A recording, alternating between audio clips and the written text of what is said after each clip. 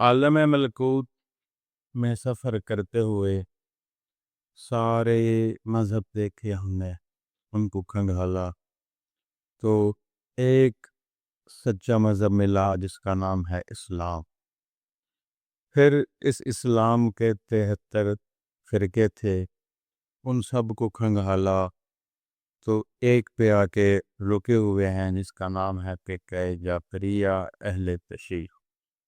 تو اب یہی انسان اہل تشیع و فقہ جعفریہ والوں کی مسجد میں پہنچ چکا ہے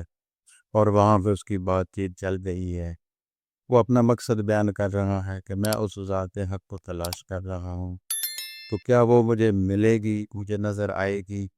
میں اس کی بات سن سکوں گا؟ تو وہ کہتے ہیں ہاں، وہ نظر بھی آئے گی ذات، اور اس ذات کی آواز بھی آئے گی۔ تو اب چونکہ اس کا یہاں پہ مقصد پورا ہو رہا ہے، اس لیے یہ یہاں پہ مطمئن ہو گیا۔ تو وہ کہتا ہے کہ آپ مجھے ایک بات سمجھائیں کہ پہلے میں نے دیکھے ہیں اتنے زیادہ مذہب ہیں، اب اتنے زیادہ فرقے ہیں، باقی میں سارے مذہب ان کی چھانٹی کر کے یہاں پہ پہنچا تھا اسلام، اور اسلام کی میں تب رکا ہوں کہ جب یہ آپ کا فقہ دیکھا ہے میں نے، فقہ جعفریہ اہل تشیع، نہیں تو پہلے تو ہے کسی مذہب پہ کسی فقہ پہ منتمن نہیں ہوا۔ تو یہ اتنی اس کی جو ہے تقسیم، یہ اتنے پٹے ہوئے ہیں، یہ کیسے ہوا ہے، یہ اتنے کیوں تقسیم؟ تو وہ اہل تشیع اس کو سمجھاتے ہیں کہ اللہ نے انسان کے لیے، انسان کی ہدایت کے لیے 1,24,000 پیغمبر بھیجے،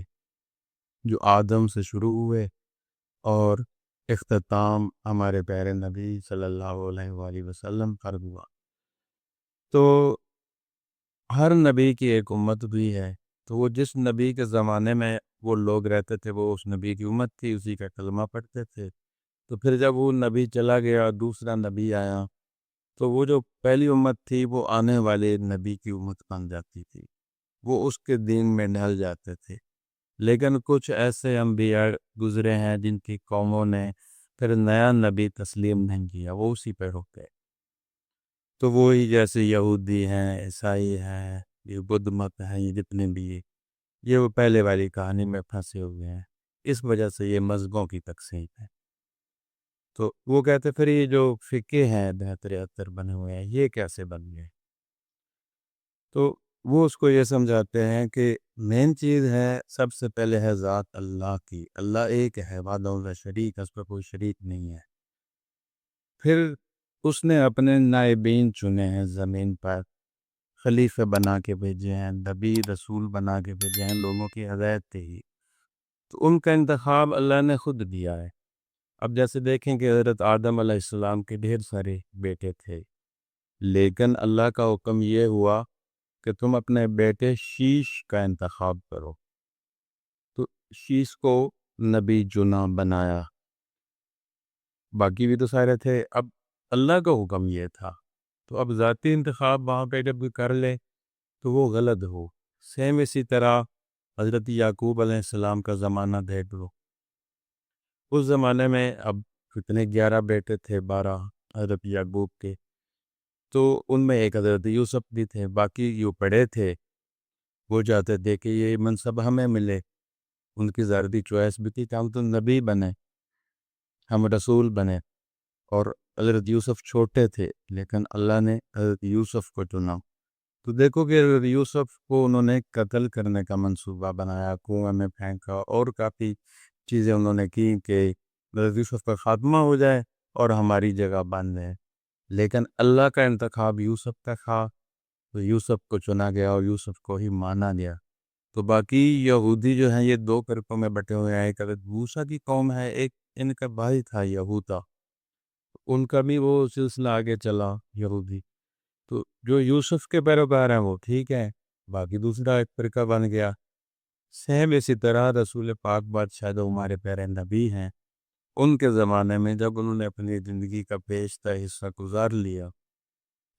تو اللہ نے کہا کہ اپنے بعد آنے والا اپنا نائب، اپنا جانشین چن۔ تو انہوں نے پوچھا کہ کون؟ انہوں نے مولا علی کا بتایا، اور قرآن میں آپ پڑھ بھی سکتے ہیں، بلغ ما انزل یہ جو کتبہ حجت الوداع ہے اس کو غور سے پڑھیں نا، پورا ترجمہ پڑھیں، جس کا ایک جملہ بڑا مشہور ہے، من کنت مولا فہذا علی المولا۔ اس کا ترجمہ جو ہے نا پچھلی والی بات تھوڑی سی ملا کے کرے تو یہ بنتا ہے کہ جیسے اللہ میرا ولی ہے ویسے میں تمہارا ولی ہوں، لوگوں کو مخاطب کر کے کہہ رہے ہیں، اور جیسے میں تمہارا ولی ہوں میرے بعد ویسا ولی تمہارا مولا علی ہے۔ تو اب انہوں نے اللہ کے حکم پر رسول پاک بادشاہ نے اناؤنسمنٹ کی، مولا علی بادشاہ کی ام غدیر میں خطبہ حجت الوداع میں بیان کیا۔ تو اب یہ جو چیز ہے اتنی واضح ہے، لیکن لوگوں نے یہ چیز نہیں مانی، حالانکہ وہاں پہ 3 دن مولا علی بادشاہ کے ہاتھ پہ بیعت ہوتی ہے، تو کچھ لوگوں نے تسلیم نہیں کیا یہ رسول کا حکم، یہ رسول کا پیغام۔ تو اس وجہ سے پھر انہوں نے اپنے من پسند ذاتی چوائس پہ اپنے لیڈر، اپنے سردار، اپنے آقا چن دیے۔ تو جیسے جیسے انہوں نے بنا لیے، جیسے مطلب پہلے بتایا میں نے یعقوب کے زمانے میں دیکھ لیں،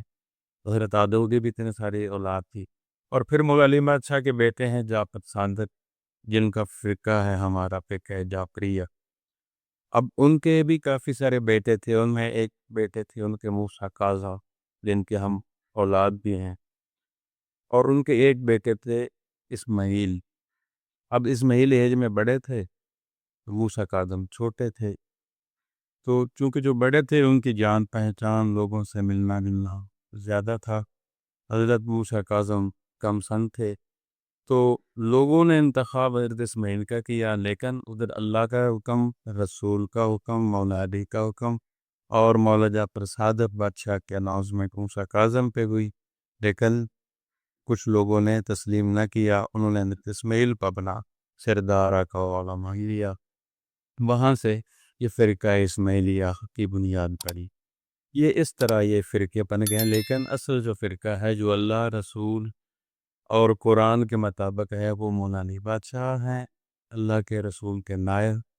ولی، امام، اور پھر ان کی اولاد جو ہیں 11 ماہ، اور اب تک جو امام مہدی بادشاہ ہیں وہ ان کے 11ویں بیٹے مولا علی کے ہیں۔